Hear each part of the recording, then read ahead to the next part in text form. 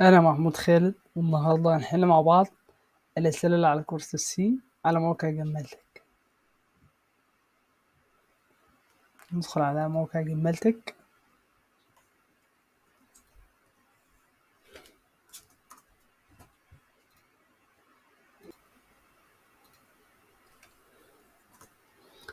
جمالتك موقع كورسز سي بروجرامينج lesson 2.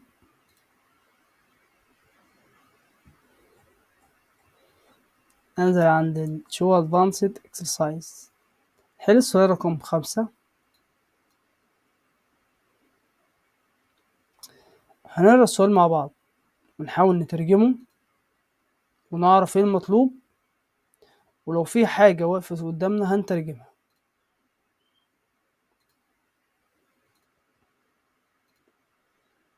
هنا السؤال بيقول عندنا ايه؟ write a program that assign a person age in a variable example 2030. هنا عايزين نكتب برنامج. البرنامج ده فيه عمر شخص مثلا 23 and assign the year in another variable example 2020.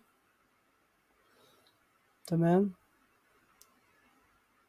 then the program structs that and print the result on the screen example 1999.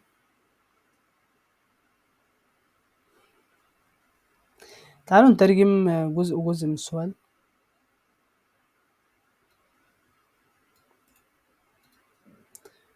برنامج بيحدد عمر الشخص في متغير. عايزين نعمل متغير جواه عمر الشخص، وبعدين عايزين نعين السنة اللي اتولد فيها. السنة في متغير تاني، وبعدين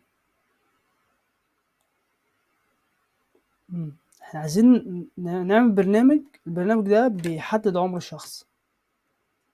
بيحدد عمر الشخص ازاي؟ ان احنا بنجيب السنة الحالية ناقص سنة الميلاد، فبيطلع الناتج هو عمر الشخص.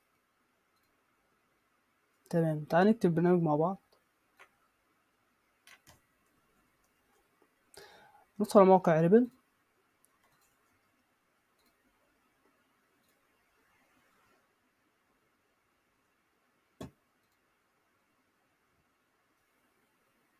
نخش الشاشة دي، نمسح السؤال ده، نكتب السؤال الجديد، نمسح دول كمان.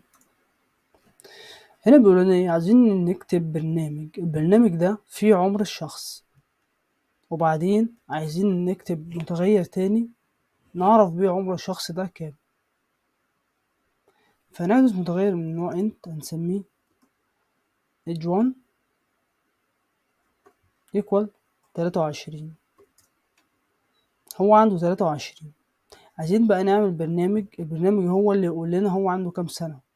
انا حاليا عرفت ان هو عنده 23، بس انا عايز اكتب برنامج. البرنامج ده هو اللي يحدد لي هو عنده كام سنة. فهو بيقول لي هنا عايز اعمل متغير. المتغير ده بياخد سنة الحالية ناقص سنة الميلاد ويطبع عمر الشخص. تمام، هنعمل متغير كمان هنسميه age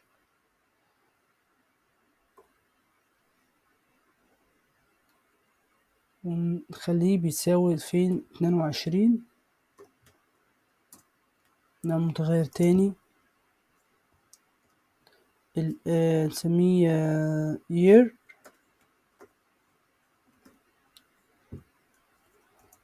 equal 1999. عايزين بقى ان احنا نطلع الناتج بتاع عمر الشخص ده ازاي. فهنحجز متغير نديله المعادلة المحاسبية المطلوبة علشان نعرف سن الشخص ده كام بالظبط. فنحجز متغير من نوع int ونسميه old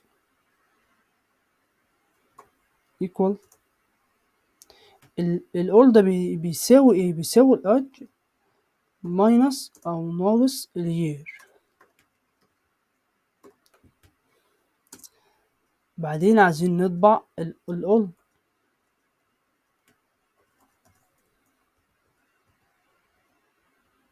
هو ريبل بيدي اقتراحات كده كتير، احنا مش عايزين طبعا نتعود على الاقتراحات دي، تكتب كل حاجة بنفسك.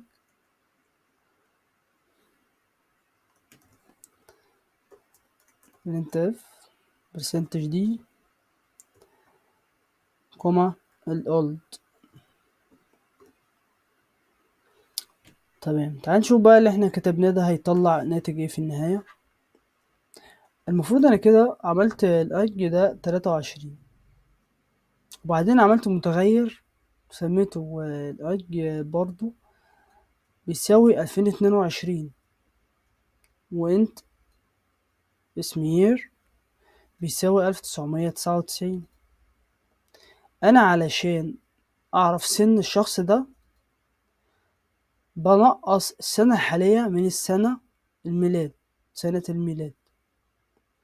فأنا حجزت متغير تاني اسمه old. الold ده بيساوي الage ناقص اليير.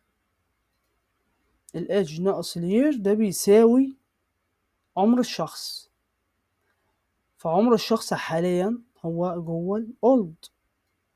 فأنا عملت printf طبعت الold. تمام، الage 1 هنا ما اتطبعتش، مفيش أمر طباعة للage 1، يبقى ال H1 دي موجودة بس مش هتطبع على الشاشة. ممكن نطبعها على الشاشة علشان نقارن السن فعلا طلع ولا لأ. فنكتب printf